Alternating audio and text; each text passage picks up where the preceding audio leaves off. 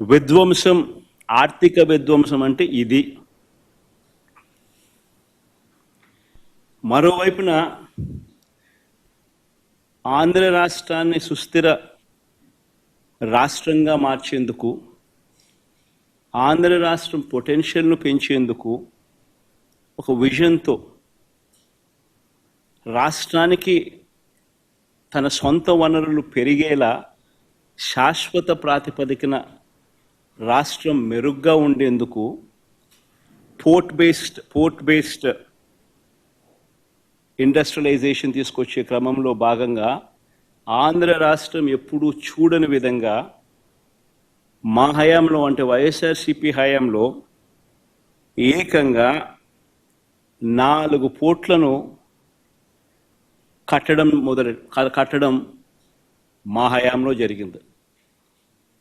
Mulapeta port, Machilipatnam port, Ramayapatnam port, ఈ 3 government రంగంలో కట్టడం మొదలుపెట్టాం.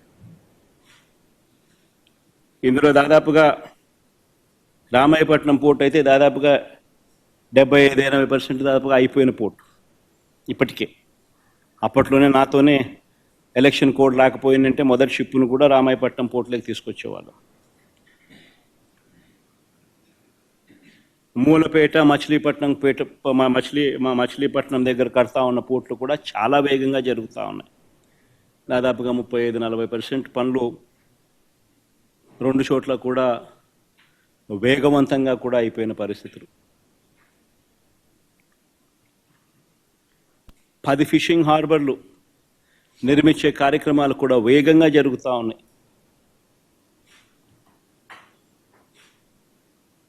అందులో 1-2 నా హయాం మన హయాంలోనే ప్రారంభోత్సవం కూడా చేసాం.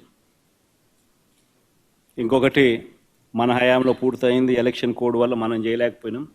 మొన్న ఏదో వీడియో కాన్ఫరెన్సింగ్ ద్వారా మొన్న ఏదో మోడీ గారితో ఏదో ఓపెనింగ్ చేయడం కూడా జరిగింది. భవిష్యత్తులో వీటి విలువ కొన్ని లక్షల కోట్లు. నాగార్జున సాగర్ లాంటి ప్రాజెక్టు, శ్రీశైలం లాంటి ప్రాజెక్టులు ఈరోజు కట్టాలంటే సాధ్యమయ్యే పని కూడా కష్టమే. అన్నన్ని వేల కోట్ల రూపాయలు, లక్షల కోట్ల రూపాయలు ఒక్కొక్క ప్రాజెక్ట్ ఖర్చు అవుతుంది. పోలవరం మన కళ్ళ ముందనే చూస్తూ ఉన్నాం, ఎన్ని వేల కోట్ల రూపాయలు అవుతా ఉందో. సిమిలర్లీ గవర్నమెంట్ రంగంలో నిర్మిస్తూ ఉన్న ఈ పోర్టులు, ఈ ఆస్తుల కల్పన, ఇవన్నీ కూడా అంతే. రాబోయే తరాలకు రాష్ట్రంలో సొంత రాబడి పెరగాలి అని అంటే ఇటువంటి ఆస్తులు రాష్ట్ర ప్రభుత్వం చేతిలో ఉంటే రాష్ట్రానికి సంబంధించిన సొంతం వనరులు పెరిగే పరిస్థితి. ఇలాంటివి స్కాములు చేస్తూ అమ్మకానికి పెట్టారు.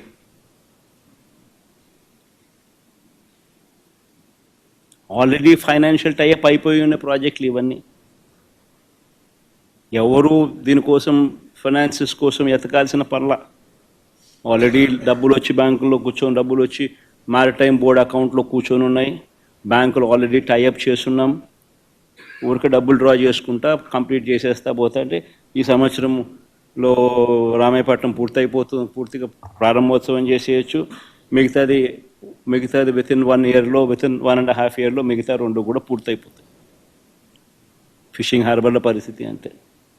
అయినా అలాంటివి అమ్ముతున్నారు స్కాములు చేస్తూ. 17 మెడికల్ కాలేజీలు మేము కట్టడం మొదలుపెట్టాం.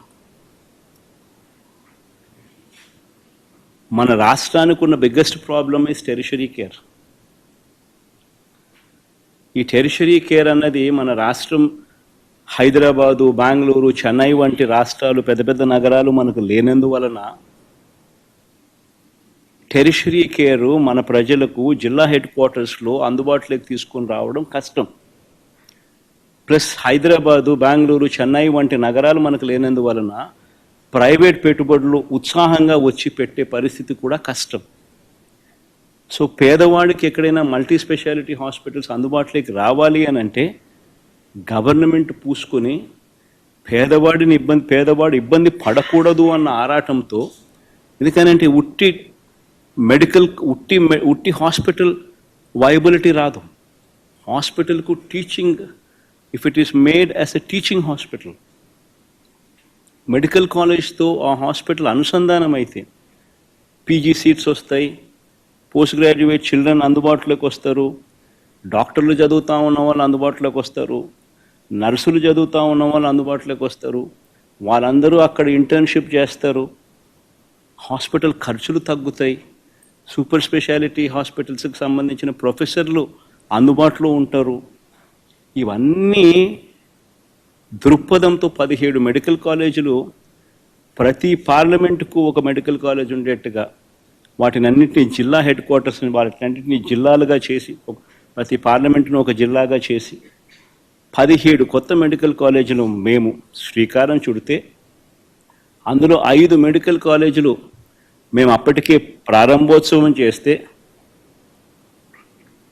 మరో 5 మెడికల్ కాలేజీలు ఈ సంవత్సరమే క్లాసులకు పూర్తి చేసే కార్యక్రమం జరిగితే మిగతా వాటి పనులు కూడా శరవేగంగా ముందుకు వెళ్తూ ఉన్న క్రమంలో ఇప్పుడు ఏం చేస్తూ ఉన్నారు? స్కాములు చేస్తూ ఆ మెడికల్ కాలేజీలు తమ వాళ్లకు అమ్మేయడానికి ప్రభుత్వం సిద్ధపడింది.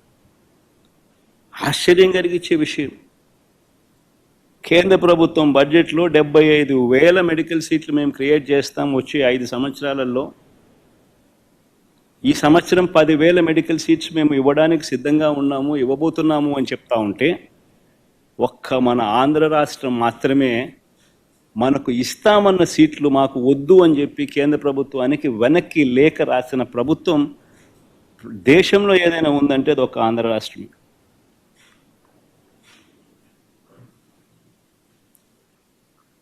స్కాముల కోసం ఉన్న ఆస్తులు అమ్ముతున్నారు.